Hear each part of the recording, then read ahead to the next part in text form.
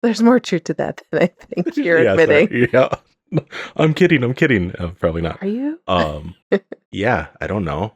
Well, you tell me what I think.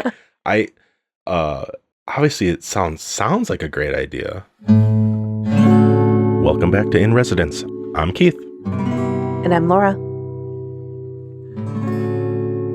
How you doing today, Laura? I'm doing well. How are you? I'm good. What did you want to talk about today? This morning, I was looking through some social media, as one does, over coffee. Sunday morning, right? Sunday morning. And I saw an article that was posted out there. And the title is Why the Most Successful Marriages Are Startups, Not Mergers. And it intrigued me. We all have our own thoughts about what a startup is like and what a merger is like. And to put that in the context of a marriage, I thought it'd be interesting to talk about it with you. Yeah. Because we're in a marriage. Right. So I sent it to you. Yeah. You sent it to me. That was, yeah. And I saw it was by Arthur C. Brooks. And I was like, I know that name. I'm like, oh, he wrote the book From Strength to Strength. The little subtitle is Finding Success, Happiness, and Deep Purpose in the Second Half of Life. And I found that, I think last year, he must have been on a podcast, probably promoting the book, or doing an interview or whatever. And so then I got the book on Audible, and I don't think I've listened to all of it, but listening to his interview, and then obviously he writes for The Atlantic sometimes, and he's a professor too at Harvard. He's a business professor at yeah. Harvard. So I'm sure people know a lot more about him than we do, or are probably more familiar with his works than we are. But like the From Strength to Strength, that really grabbed me last year, and the beginning of this year, turning 40, and realizing, oh, I'm heading into the back 40 kind of thing, but and dealing with that a little bit. So that's kind of where I came to him. So like when you sent me the article, I was like, oh, that's because you kind of told me like, oh, the headline grabbed me, and I want to find it and look at it, and then I'm like, oh, I'm like, I know that name, and so I just Googled real quick. I'm like, oh, of course I have that. It's in our Audible, so it's on the list anyway. That's so funny. Sorry, when you're saying, oh, the 40s, the back 40. Yeah. And aren't the 40s the new 30s? Yeah. And like the 50s are the new 40s? There is still like a little bit of that though. I'm being playful. Like I do feel it a little bit, but I'm more excited and exhilarated about it. But also there's a little bit of like, oh, it really is midlife. It really is. So funny. And I'm a couple years older than you, and I don't feel over the hill, but it sounds like you have that. A little bit. I don't feel over the hill, but the reality of the fact that this is midlife. Like, get ready, Laura. Here comes a crisis pretty soon. Oh no! Kind of thing. Yeah, you're gonna show up with like a red sports car and no, probably be a huge truck. A couple airline tickets to Tahiti. Yeah. Oh my word. Okay. And then you'll just wonder, where'd the other ticket go? I'm like, none of your business. Midlife crisis. No. A little eat, pray, love. Yeah. Oh my goodness. Okay. So let's get into it.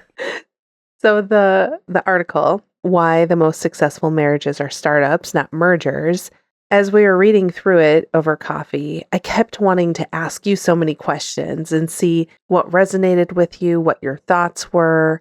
And I skimmed it, just so you know. Like, I didn't do a deep read. That's all right. Sorry, I don't mean any offense to the author. No, well, and I will say at the front end, there was a lot of data, and I'm not saying that data is not important, but data around average age of marriage. Or like, get to the juicy parts. Like I want to know about this startup concept. It really, the title did really grab me. Yeah. But it did talk a lot about statistics around divorce and, again, age and all of that. But what I thought was interesting when we got into the idea, so when you think of a startup, what sort of things do you think about? I mean, I think about like that limited series we watched about Uber, like Super Pumped. Oh, sure. You know what I mean? Yeah. And like Brian Koppelman and Dave Levine did that, right? And just that fast-paced, move fast, fail faster, move fast and break things, that kind of stuff that as we've talked about before with me, my personality is where I come from is more reserved, more methodical, really think it through. And so when I think of like startups and like Silicon Valley and all that stuff, it's just not, it's not home for me. All the connotations, all the activation and initiating things, it seems so foreign to me, and yet it's powerful, right? Like the possibilities and that they're making things. But the way it makes me feel is a little like I kind of recoil a little bit, like, oh geez, like you guys are really going I got my hangups, but But I do think that there's like super pumped. I think that's yeah, a good example where you see this like moving into something, moving fast, making, I don't know if it's bold decisions, risky decisions, maybe not always managing things in a way that has a lot of maturity to it. yeah. Is maybe what I would But they're say. building something Right. and making something and creating change, Right. right? Because that's how you disrupt an industry, right? And first mover advantage and all this stuff, So it's interesting. So yeah, it definitely has connotations to me, startup, right? Like, yeah, Yeah. especially in the last decade or so. Like there's podcasts about stuff like that, and it's so much part of the culture and like the entrepreneurship and stuff. It's like it's American culture too, like it almost always has been. So Yeah, and the book that I recommended a couple weeks ago, Alyssa Cohn's From Startup to Grown Up. yeah, One thing that I think is interesting is she has so many scripts in there for founders and CEOs that are coming together to create this startup of you might start out, but you mature over time and you make different decisions together and you grow in your maturity as you grow as a company. hmm And so I think it's interesting just to think, and I also am thinking of Gary Vee because he started how many businesses really successful from or growing businesses yep, like his dad's wine yep. business to Empathy Wines to VaynerMedia, Vander VaynerX is Media, a holding company and all the brand work he all of does. it. But he even goes back and talks Be about friends. doing lemonade stands as a kid. Like Yep. it's in his DNA, that type of entrepreneurship and starting things. It's pretty amazing to me. It's and special to see that because it's foreign to me, and I'm working at making it not so foreign. Sure. But yeah, it's that initiative, right? And as you were talking about like the from startup to grown up, Sure. I think that's a really good comparison because like how he writes about it in here, obviously the premise it sounds really similar, and like in a startup maturation and growing and this and that, it's like, well, it's the same in a marriage, right? Like you Right. learn and grow And together and kind of thing. yeah, and connecting. So to bring back the age thing where we kind of glossed over that, hmm and I respect the concept, but hmm whether it's age or maturity, he does talk about when a maturity of a CEO founder from a startup comes in to create something. If you have high maturity, you're going to have more likelihood potentially of growing that startup to a successful business where potentially if you come in, you're young, you're green, you might make more risks and that might result in something that is very successful, or it might result in something that is really not successful. Yeah. And I don't know if he spells that out specifically here, but I'm thinking of some of the when you think of some startups that Right. don't Yeah. don't succeed, Right. sometimes it's because there's lots of risky moves and people just don't have the experience Don't know what they're always getting into, right? to take a great idea and Yeah. scale it. And same with like people will say that if like you're going to go get married young, it's like, oh, you haven't lived yet. You crazy You kids. don't know what you're getting into, right? And that's why it's no surprise like the median age from like the data, is like hmm mid to late 20s basically, right? Like Yeah. so you have a little time in that age. You're young, but you've seen some of maybe the real world, quote unquote. Like I'm doing funny quotes right there. Like when I look back and think of like me at 24 and thinking I was mature then, and now looking back, I'm like, oh, dude, you had so much growth and so many experiences and lessons to learn, and I still do, and that's why I can even look back now and be like, oh, there's like I still feel like now I know I have so much to learn. Back then, it's like, oh, you're so like you didn't even know. Right. But anyway, Yeah. And so that idea of when people come in and they're green, whether it's in marriage or a startup, you make more mistakes, right? And when you're more mature, you have that life experience potentially that can help guide you to more communication, more success ultimately. Yeah. Now, shifting to the other side of thinking about a merger, what do you think of when you think about a merger? Well, initially I was just like, oh yeah, two companies become one, right? Hmm. And what he says in the article, though, I'm like, oh, that's really interesting. Of trying to bring two different cultures together and thinking it's just going to magically become one union Right. when you're because it's like it's seasoned companies that like in a merger, right? Like they've Well they've been established. established, right? And now there's a merger, and you're kind of naive thinking it's going to just be an easy transition, you know? And it's like, Bring two great things together and make it even more great. right.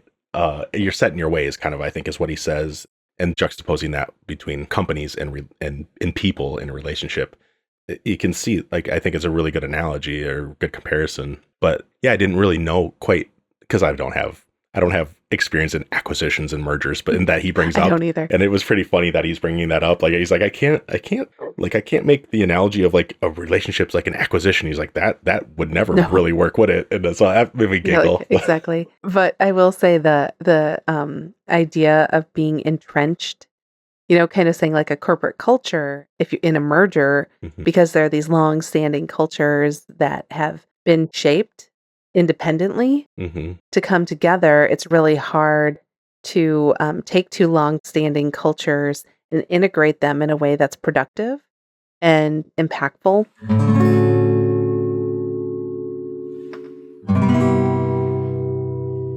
So I thought that was interesting because I feel like you and I are pretty independent spirits. Mhm. I will speak for myself. I know that I tend to be on the stubborn side about how I want to do things. We're both stubborn. Okay, yeah, we're both a little stubborn. We're both particular. Is kind of Particular and stubborn yeah, and yeah. but I don't feel like we've ever felt so entrenched in our ways that we haven't been able to work through things. Where that's what I was kind of hearing from the idea of the merger analogy is that you're so entrenched that you do it this way, they do it this way, and neither the two shall mix well. Right. Or somebody's going to lose.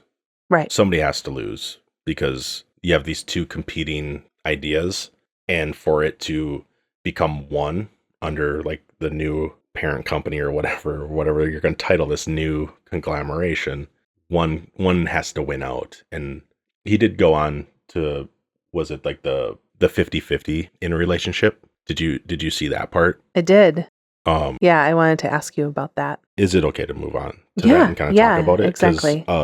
Because he's like, oh, a 50-50 responsibility split, like, sounds good in a marriage, right? And in theory, sounds good, but in reality, it's like, and I think we kind of talked about it before, is like if you show up at home and you're drained, but our agreement is that you do 50% of the housework, but you just, or like he brings up, so and so is going to have more responsibility for the income. So and so is going to have more responsibility here. That's kind of the simple reality, and trying to make it, pretending that it's not that, is going to sow like different seeds of resentment or something, is what I got out of it. And Yeah. and that's where I think we do a good job of, like, we're actually cognizant of the fact that things aren't necessarily 50-50 even split, and yet we can still say, oh, I'm feeling like I'm doing way too much of, say, the dishes. I don't feel like doing the dishes right now, even though it's my job, kind of thing.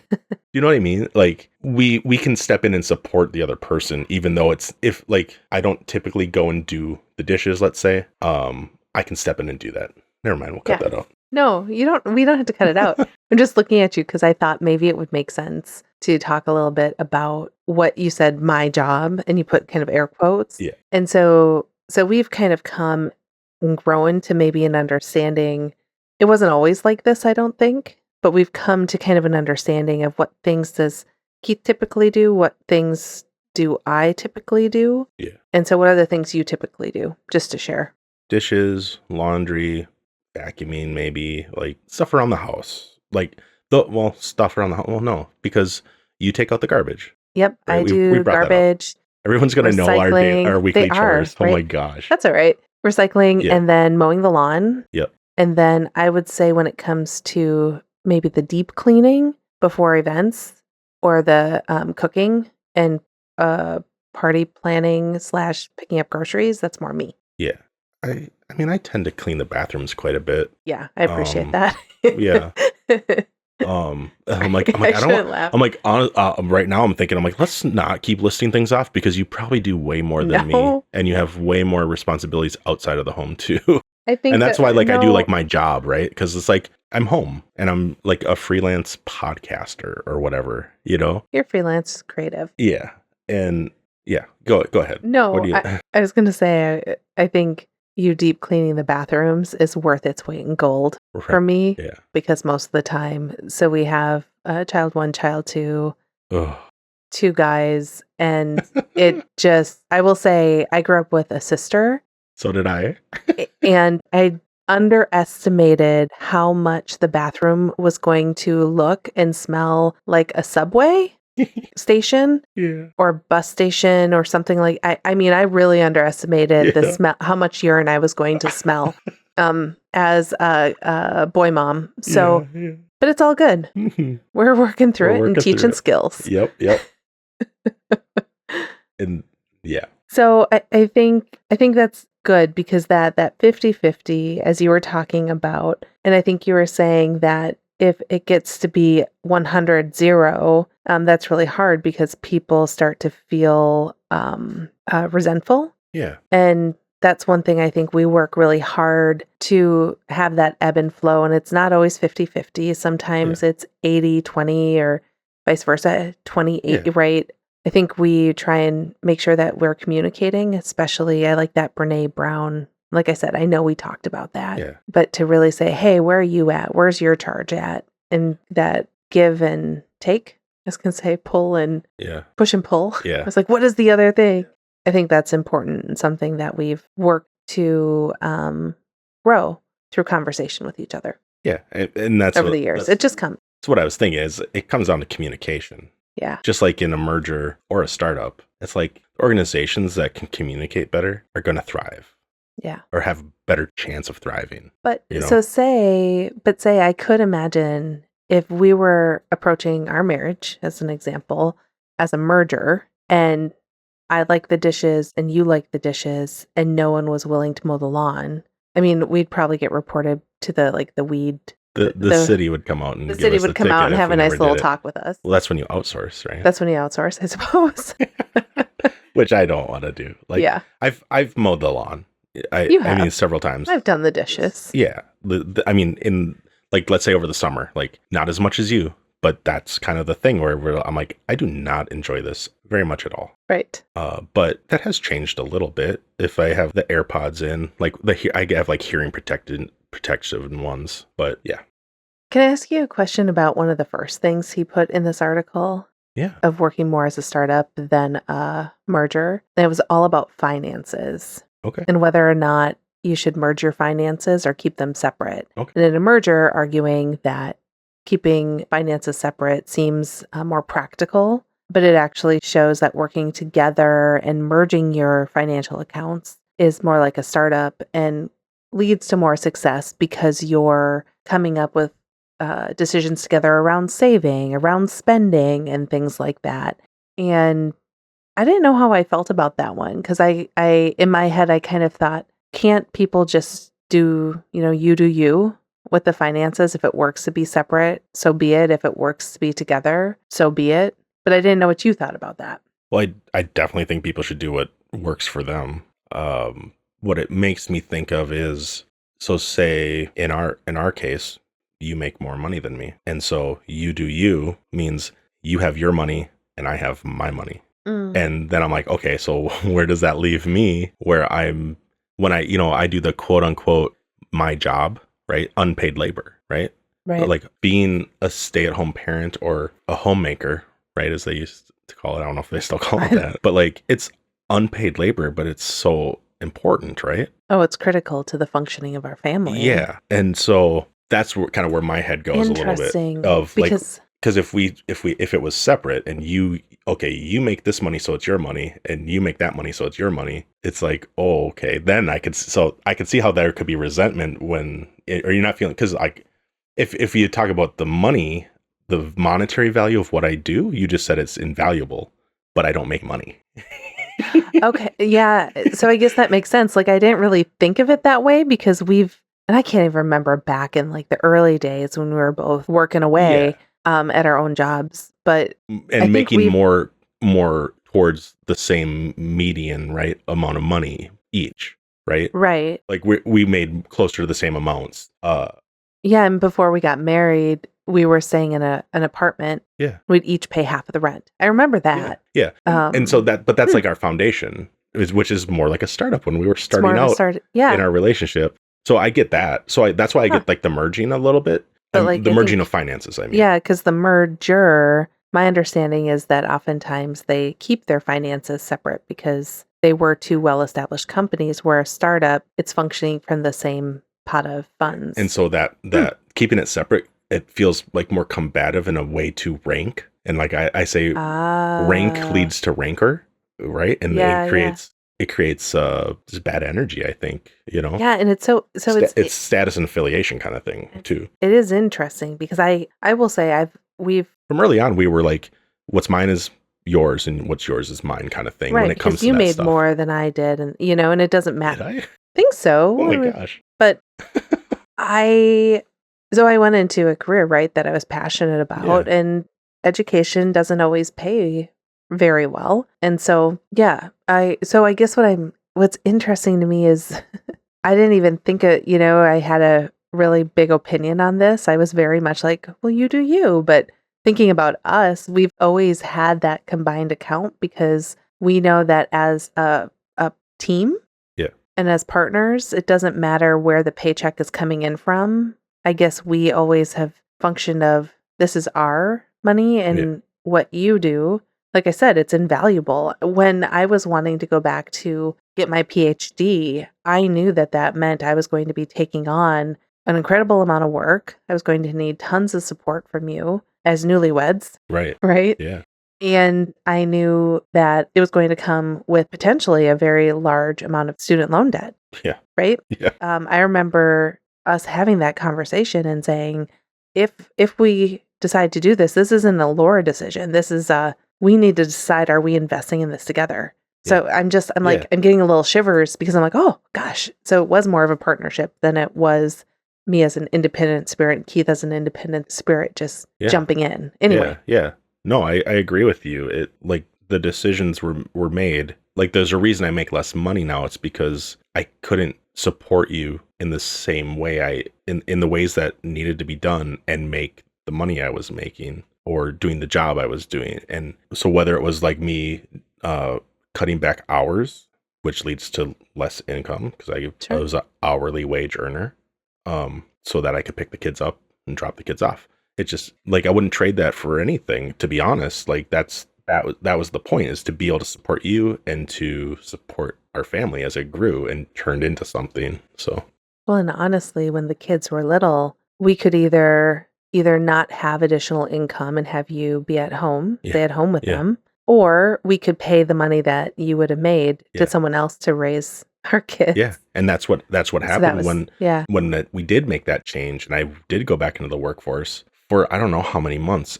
We were like losing money, and I We were. wasn't and I We wasn't were. getting to see the kids. No, it And was it was a hard transition, luckily and our childcare provider was oh, amazing. she was completely amazing. Fantastic. Yeah, like she was worth it. Don't get me wrong. But for Absolutely. me, the question was, is this worth it to me to make the money so that I don't get to see my kids? Like Yeah.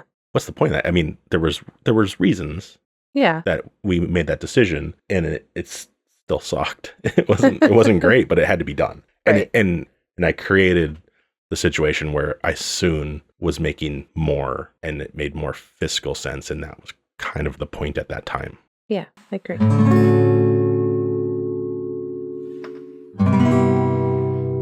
The next thing that's talked about is the idea of a prenup agreement. Mhm. And so, I didn't even really look at that part because we don't do that. oh, didn't you? No. So basically, it says that in a merger, oftentimes that a prenup is really important because it protects parties' assets and really lays out if the marriage doesn't work, if the arrangement of a merger doesn't work, how are things going to be split up, Mm. right? In that case. And so that's an interesting thought. I'm not sure exactly how startups work around that and how this does and doesn't apply to a startup. My guess is that as a startup, you're kind of working together to build something and coming to the table with the same level of equity, or I don't know how you would say it, the same amount of risk or similar amounts of risk. Probably not the same, but Yeah. The one part I did see is he writes, some scholars have argued that this bodes ill for the partnership's success, much as asymmetric economic power between two companies makes a merger difficult. And I kind of agree with that. It's like, if you're going, I can see the reason that people started their relationships with that. Again, it's a you do you, right? Yeah, I see. Obviously. I can understand it, but in my head, in my heart, if I was thinking of signing a prenup before we even begin our union, let's say, it has connotations to me of, well, this might not work out, so I'm just protecting myself in the eventuality that it probably won't. It's like, oh, but honestly, I do, like you said, you do you. I get it. I get why people do it, but it would make me feel vulnerable to failure, I guess. Interesting. Yeah. And I will say, you and I mean, thinking about where we were at when we got married, I'm trying to think, what did I have to my name? I think I had a silver Alero. I had a $100 green bicycle that hadn't been ridden for like 2 years. Yeah. A whole lot of paper that was worth nothing, like from grad school notebooks and things like that. Maybe a set of secondhand dishes. Yeah. So an old couch, a table from a dumpster, right? You pulled out of a dumpster. It was a nice table. Yeah. It's an amazing table. And I had some guitars and a couple amps. Yeah. And maybe a computer or something. Yeah, and I think I had a laptop. Yeah. Oh, I had a treadmill. Yeah. Oh god. Ooh. We still have that treadmill. Don't ever buy a treadmill. Get a light one. Get a light one. That's true. And never have to move it up and down apartment stairs. Oh gosh. 4th floor apartment stairs. Third floor. I thought it was only 3rd floor. I don't know. We were up at the top. There's a lot of stairs. Some high flights. We had high ceilings there. Yeah. Oh gosh. Yeah, that's right. I bought it right before we moved together. Oy. So just the idea of a prenup, everyone's in their own place. Maybe we can say that we completely understand why you would want to or do have one in place. You do you. But I like your thought, Keith, just about by putting one in place doesn't mean that we're kind of hedging a little bit on the side of will this fail. But again, and that's more for, we didn't have a whole lot to lose between the two of us, right? I mean, after reading this now, I realize our marriage was a startup because we were fairly young. Yeah. Getting married. Yep. We were both under 30. And the prenup is more geared towards like a merger, whereas like say we were getting married now, where we're more mature, we have more defined culture, right? Or are set in our ways a little more. Whereas, we're both, like you said, kind of stubborn and particular about the way we go about things. But we were young enough to realize that we're going to grow and adapt with and for each other, Yeah. So if we got married now, would you want a prenup in place? Yeah. No, I'm kidding. Oh, I was like, really? Do tell me more. No, I'm kidding. Sorry, I got a little excited and loud there. No, I don't know. You're such a kind and compassionate person that I don't think, even if things ended badly, as in like the relationship didn't work out, like you wouldn't go after my guitars, let's say, or you know what I mean? Like I'm not. Yeah. So, and I mean that's why I know I don't have to worry about that kind of stuff. It's just because you are who you are, and you're amazing. Aw, thanks, hon. Yeah. So no, What about you? You probably would. Oh, don't be like that. I know how you are. I know how you are. I know how amazing you are.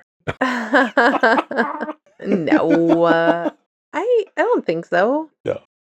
Yeah, I don't think so. Yeah. But again, our feelings though versus like a legal document that is set up to protect people. Absolutely. Like we're coming from this in a pretty uninformed light of like what a prenup actually is and what it's for, just to be and clear. and a biased perspective that we love each other Yeah. deeply, Yeah. and Yeah. the hypothetical is completely It just doesn't. biased and Yeah. ill-informed. Yeah. Exactly. So this is no way legal advice. Thank you. Yes, please. We don't pretend to be, or nor are we, legal experts in any way. Yeah.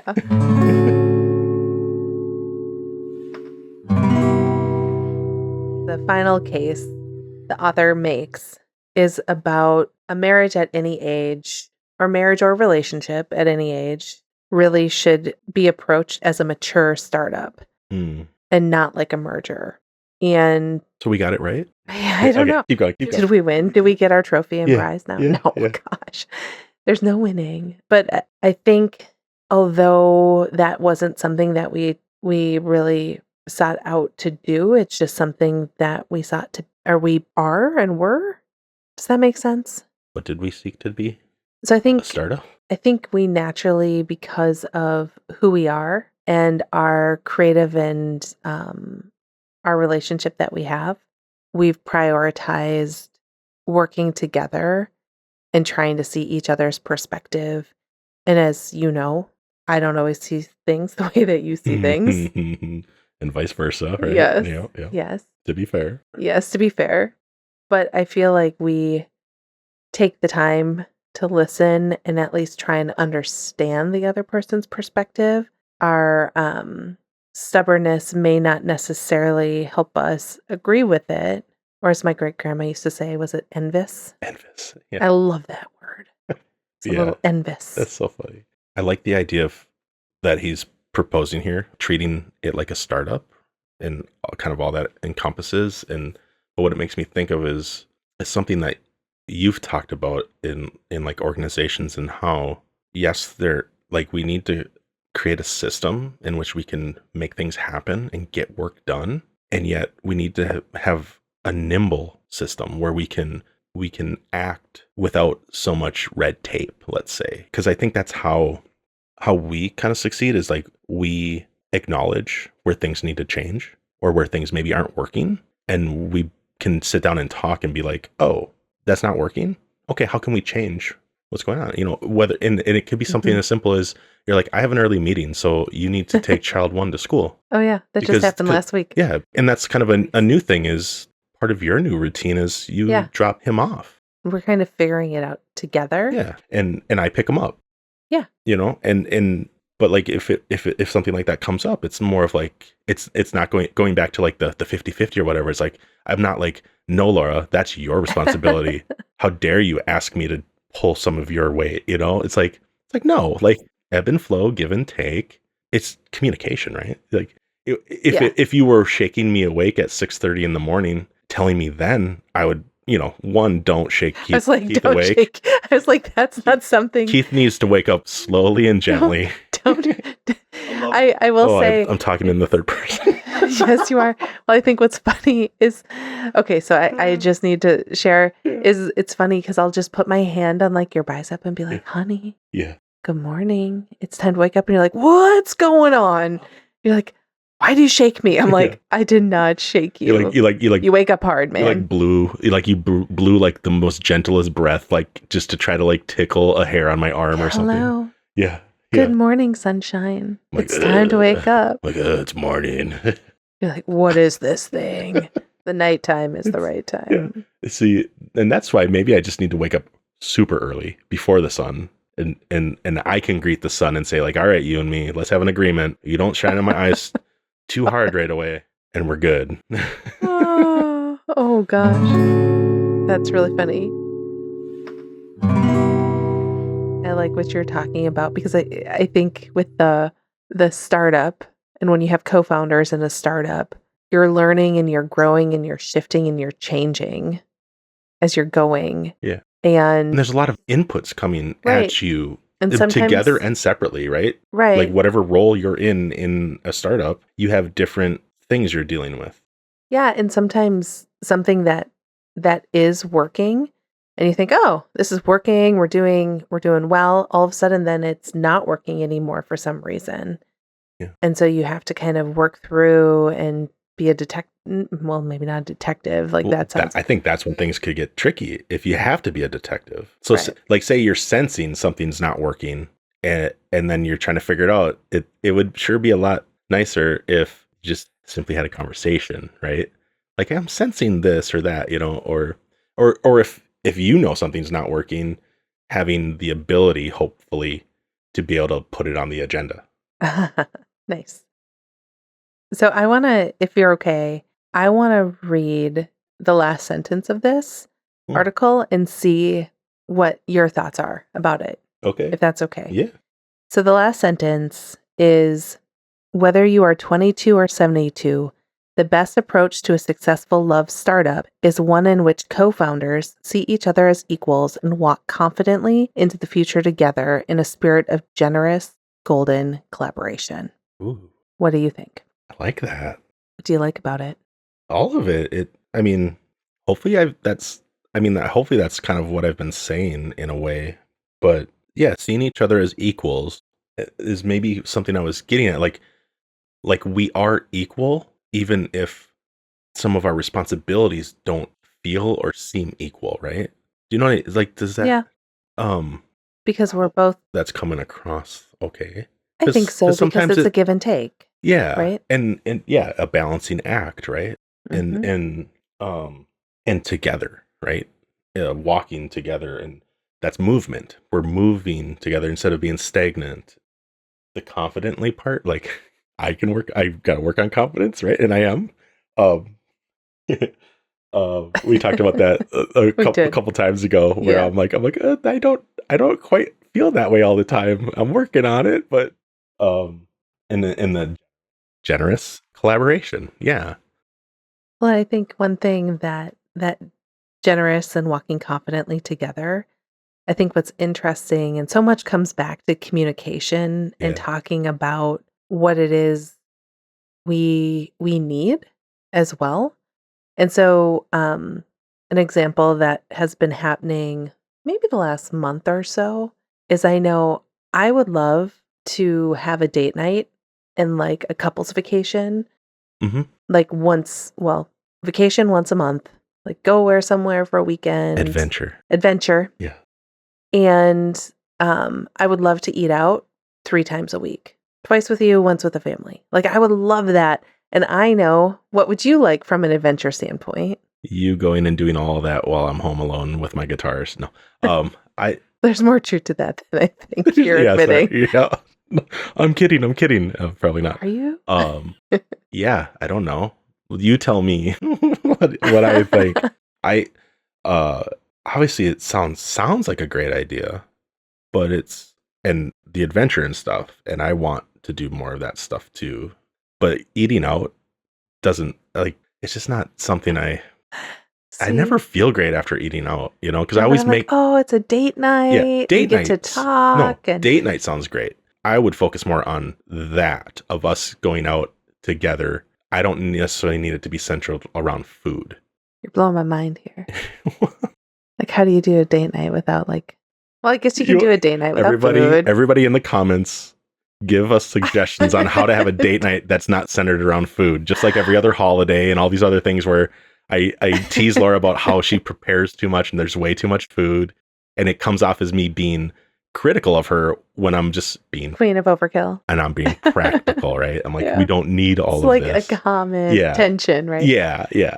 Um, Where I say something, I don't mean it a certain way, but it comes off as critical. And I'm like, no, that's not what I meant. And that's what comes back to the communication, yeah. right? But I think my whole point of bringing this up is that I think we're both generous in that knowing I would want to go out. Well, maybe it's not generous. Maybe it's that ebb and flow because I would like to go out 3 days a week to a meal for a date night. Yeah. And I think you could probably go out once every couple months Yeah. and be like, that's fine. It was good. But I think we're trying to meet each other somewhere in between Yeah. where I know we aren't going to go out 3 days a week. And I think you know that we aren't going to go out once a year. Yeah. But I think there's somewhere Year, in between, like I year. I mean, come expanded on. it. Like, that's a little much. I know. Yeah. It's a collaboration, right? It's a It is. partnership and compromise. And figuring out what works well for us. Yeah. for both of us, right? Yeah, I mean that's key is what's going to work and like what because like if I'm okay going out once a month, that's great for me. But then you're losing like what's lighting you up and what's lighting me up, and where do we find common ground? And maybe it's instead of a middle ground of like okay, well you said one, I said four, the middle is 2.5, right? Like okay, well, this week it's going to be 2, next week it's going to be 3. Or none, right? Yeah, it's just, Make it work for us. yeah.